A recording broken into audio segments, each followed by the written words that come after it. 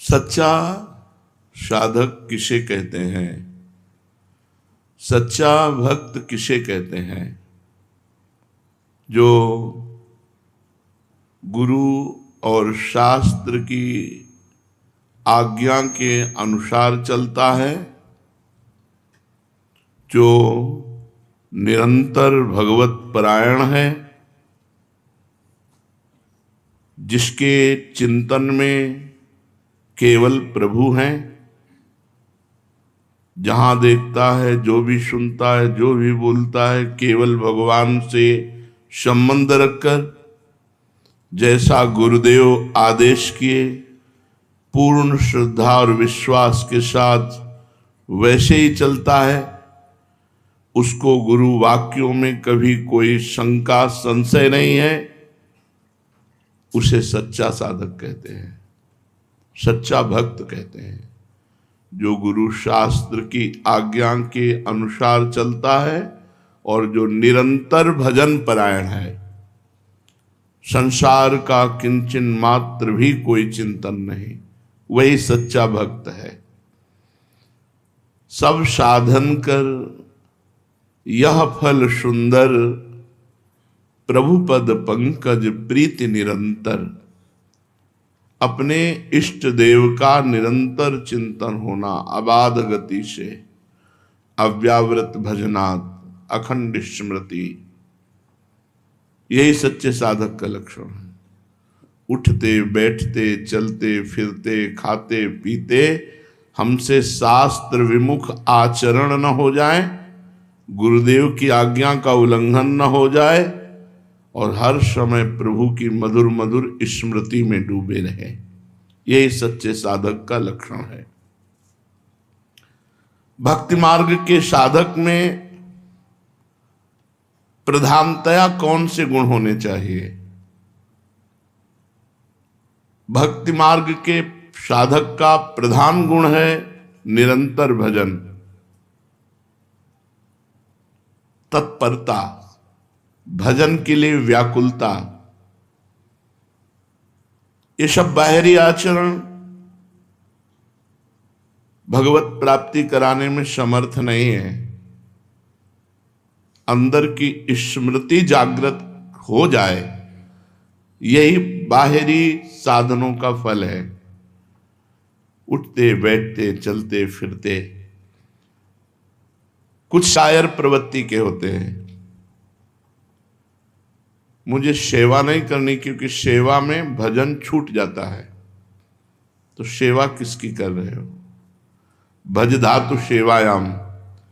अगर शरीर से आप भागवती क्रियाएं नहीं करेंगे तो लिख लीजिए, आपसे शास्त्र विरुद्ध आचरण बनेंगे, क्योंकि ऊर्जा शक्ति को आप पूर्ण परमात्मा में लगा सकें, इसके लिए या तो 8 घंटे 10 घंटे सिद्धासन और पद्मासन में बैठ करके अपनी ऊर्जा शक्ति को परमात्मा में लगाए, या खूब सेवा करके। नहीं तो ब्रह्मचर्य रहना कोई खिलवाड़ नहीं है, भगवत चिंतन बनना कोई खिलवाड़ नहीं। आप लोग देख लीजिए, आप सोहनी लगा रहे हैं श्री जी के लिए, आप पोछा लगा रहे हैं श्री जी के लिए, आप चवर डुला रहे हैं श्री जी के लिए, रसोई अमनिया कर रहे हैं श्री जी के लिए। आप जितनी भी किसानी व्यापार नौकरी सबको भगवत सेवा बना लीजिए, तो आप देखिए आपका हृदय पवित्र होने लगेगा, और पवित्र हृदय में भगवत स्मृति जागृत होती है। ये कायर होते हैं कि मैं एकांत में पड़ा रहूंगा, मेरे से तो कोई सेवा होनी नहीं, क्योंकि सेवा करते समय भजन छूट जाता है। ये भजनानंदी का लक्षण नहीं है। सिद्ध माधवदास बाबा ब्रजमंडल में जब आए तो एक आश्रम में रुके, तो पहले पूछा मुझे सेवा बताइए। तो उनका आप वृद्ध हो, आपकी कोई सेवा नहीं। तो उनका मैं आश्रम में नहीं रुकूंगा। तो उनका नहीं, आश्रम में तो रुके, संत हो आप। ये नहीं जानते थे सिद्ध माधवदास बाबा जगन्नाथपुरी के हैं। तो उन्होंने कहा फिर मैं सेवा देता हूं कंडा थापने की। तो कंडा थापते गाय के गोबर के, और उन्हीं के लिखे हुए ग्रंथ जय जय जगन्नाथ का वहां कथा हो रही थी। कोई नहीं जानता था कि रचयिता और सिद्ध पुरुष कंडा थाप रहा है। जब वहां के संत लोग और आए और देखा माधवदास बाबा साष्टांग दंडवत। लोगों ने पूछा कोई ये विशेष है? अरे बोले सिद्ध महापुरुष है जगन्नाथपुरी के माधवदास बाबा।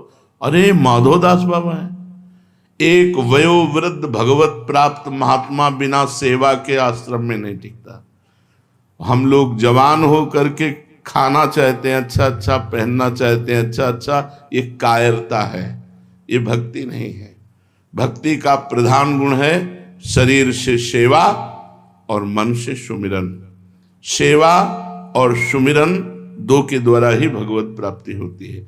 अगर बाहरी सेवाएं हम गुरु सेवा, भक्त सेवा, संत सेवा, भगवत सेवा ना करें तो आंतरिक भजन स्टार्ट ही नहीं हो सकता, चल ही नहीं सकता। आप देख लीजिए, आंतरिक भजन तभी चलता है जब हमारे पाप नष्ट होते हैं। बाहरी सेवाओं से शरीर के द्वारा किए हुए स्थूल पाप नष्ट हो जाते हैं। फिर अंदर जब सूक्ष्म चिंतन होता है तो पाप की प्रवृत्ति भी नष्ट हो जाती है, फिर विक्षेप रहित भजन होता है।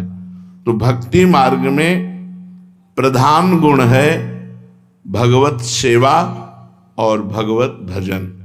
भगवत सेवा में समाज सेवा, गुरु सेवा, माता पिता की सेवा, ठाकुर सेवा, ये सब भगवत भाव से की जाए, वो सेवा और सुमिरन, ये दो प्रधान अंग हैं। जैसे पक्षी आकाश में उड़ता है तो दो पंखों से उड़ता है, ऐसे भक्ति मार्ग में साधक जो चलता है उसके जीवन में दो बात होनी ही चाहिए, एक तो सेवा और दूसरा भजन। इसीलिए हनुमान जी महाराज ने कहा, कह हनुमंत विपति प्रभु सोई, जब तो सुमिरन और भजन न होई। भजन माने सेवा, भज धातु सेवायाम। जब तक स्मृति और सेवा, भगवत स्मृति एक तार और सेवा नहीं चलती, तब तक वो परम पवित्र महापुण्यमय होकर भगवान को प्राप्त नहीं होता। इसलिए जीवन में सेवा के बिना नहीं रहना चाहिए। हमने वयोवृद्ध संतों को भी देखा है कि कुछ नहीं है तो थोड़ा हाथ हिला के पोछा ही लगा दिया। सेवा के बिना नहीं, सेवा के बिना जीवन अधूरा। भक्त का, हम ज्ञानी की बात नहीं करते हैं, हम ब्रह्माष्टमी की, वो किसकी सेवा करें, लेकिन भक्त दासत्व भाव से युक्त है, इसलिए उसको सेवा अवश्य करनी चाहिए। श्वास श्वास में भगवान का नाम और शरीर से सेवा, सारे सद्गुण दैवी संपदा अपने आप आ जाएगी, आपको बुलानी नहीं पड़ेगी। श्वास श्वास पे नाम और शरीर से भगवत सेवा। जितने भागवतिक गुण हैं जिनसे भगवान प्रसन्न होते हैं, उन सद्गुणों का सृजन भगवान की कृपा से अपने आप आपके हृदय में हो जाएगा। आपको दो बातें संभालनी, श्वास श्वास में नाम और शरीर से भगवत सेवा। श्वासा पलटे नाम बिन धिक जीवन संसार। अगर एक भी श्वास खाली गई तो धिक्कार है हमारी उस श्वास को जिसमें भगवान का स्मरण नहीं हुआ। एक भी क्षण हमारा सेवा सुमिरन से विलग न रहे। सेवा में कितना महान सुख है और सुमिरन में कितना महान सुख है कि हमारे इष्ट देव भी श्यामा श्याम परस्पर सेवा और सुमिरन में मगन रहते हैं। श्री जी लालजू का नाम जपती हैं, श्यामेति सुंदर वरेति मनोहरेति कंदर्प कोटि ललितेति सुनागरेति सोत्कंठ मन्य गृणति मुहुरा कुलाक्षे साराधिका मय कदा भवेत प्रसन्ना। स्वामिनी जी अश्रु पुलकित होकर के श्री लालजू का नाम जप करती है, श्यामेति सुंदर वरेति मनोहरेति। और दूसरा, मधुमयी नाम की वीणा कर कमल में लेकर के लालजू के गुणों का गायन करते हैं। और लालजू महाराज प्यारिजू का नाम जपते गए, जपत हरि विवश तव नाम प्रतिपद विमल, मनुष्य तव ध्यानते निमिष नहीं तरिबो। और जस गाते हैं, तो जस कोटि ब्रह्मांड विराजय श्री राधे। उपासक ये देखे कि जब इष्ट देव परस्पर नाम जप कर रहे हैं त्वयि श्यामे नित्य, अगर लाडली जू तो लालजू महाराज राधा राधा राधा राधा राधा। कितना सुख है सुमिरन में, कितना सुख है, ये वही साधक जानता है जो प्रपंच से ऊपर उठ चुका है। जो प्रपंच में इधर उधर खाना पीना मनमानी आचरण, वो विषयी पुरुष है, वो चाहे जिस भेष में हो, वो भगवद आनंद का स्पर्श भी नहीं कर सकता। दो बातें खास देखनी है, अपने इष्ट का सुमिरन और इष्ट भाव से संपूर्ण संसार में जो सेवा मिल जाए। तै निज भजन कनक तन जोवन, लियो मनोहर मोल, राधा प्यारी तेरे नयन सनोल। तै निज भजन कनक तन जोवन, लियो मनोहर मोल। भक्ति का प्रधान विघ्न क्या है?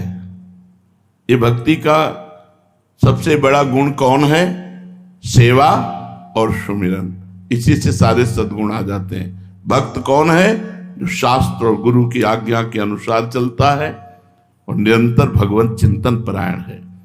अब भक्ति का प्रधान विघ्न क्या है? यद्यपि विघ्नों का विस्तार है, पर कुछ विघ्न जिनको हम समझ सकते हैं। विघ्नों का तो भंडार माया ही संपूर्ण विघ्न में है। आहार दोष, बुरी कमाई, बेईमानी का, दूसरे के हक का यदि अन्न है तो भगवत चिंतन नहीं होने देगा। साधु का आकाश वृत्ति, माधुकरी वृत्ति, इन दो वृत्तियों से ही जीवन चलावे। आकाश वृत्ति स्वयं जो मिल जाए, माधुकरी वृत्ति 5-7 घरों में मांग कर खाए। गृहस्थ सच्ची कमाई का, पवित्र धन का, पवित्र अन्न रांध कर भगवान को भोग लगाकर प्रसाद रूप में पाए तो आहार दोष से मुक्त हो जाएगा। आहार दोष ये भक्ति का प्रथम दोष है जो भजन नहीं होने देगा। प्याज लहसुन, जिस रसोई में मांस रांधा गया हो उस रसोई का बना हुआ अन्न, अगर एक बार पात्रों में मांस रांध दिया गया है और उसी में खीर पूड़ी रोटी दाल बना के आपको दी जाए तो जो मांस खाने से बुद्धि अपवित्र होगी वही उस पात्र के रांधे हुए अन्न के खाने से बुद्धि अपवित्र हो जाएगी। इसलिए आहार पर विशुद्ध भाव हमारा रहे। हम ऐसा आहार तैयार करें जो भगवान को भोग लगा सकें और प्रभु को भोग लगाने के बाद उसे पावे। दूसरा, शरीर का अस्वस्थ रहना। यदि हम व्यायाम नहीं करेंगे, कुछ देर आसनों पर नहीं बैठेंगे, प्राणवायु शुद्ध नहीं रखेंगे तो अन्न खा रहे हैं, हमारा शरीर दोषयुक्त हो जाएगा। गैस, ब्लड प्रेशर, शुगर, ये साधारण सी बीमारियां असाधारण रूप धारण कर लेंगी। आपसे सच्ची कहते हैं, यदि आप 1 घंटे पद्मासन और सिद्धासन में बैठने का अभ्यास करें और 20 मिनट प्राणायाम करें, कोई रोग नहीं होगा। ब्लड प्रेशर, शुगर, कुछ नहीं। ब्रह्मचर्य ठीक है, आसनों का थोड़ा अभ्यास है, क्योंकि आप लोग कोई गृहस्थ थोड़ी हो। जो गृहस्थ हैं वो भी 30 मिनट 40 मिनट का तो अभ्यास कर ही सकते हैं। वो केवल अपनी पत्नी से संतानोत्पत्ति के लिए सहवास करें, वो ब्रह्मचारी ही माने जाते हैं। जो एक पत्नी व्रत केवल संतानोत्पत्ति के लिए सहवास करता है। आसनों पर बैठने से संपूर्ण शरीर में जो रोग रोकने की क्षमता है वो बढ़ती है। जैसे आप पद्मासन, हर नस नाड़ी आपकी एक्टिव हो जाएगी। हमारे कई ऐसे स्थान हैं जो एक्टिव नहीं हो पाते और हम अस्वस्थ हो जाते हैं। प्राणवायु के संशोधन के द्वारा मन एकाग्र, ब्रह्मचर्य पुष्ट, प्राणवायु सूक्ष्म, अखंड भगवत चिंतन।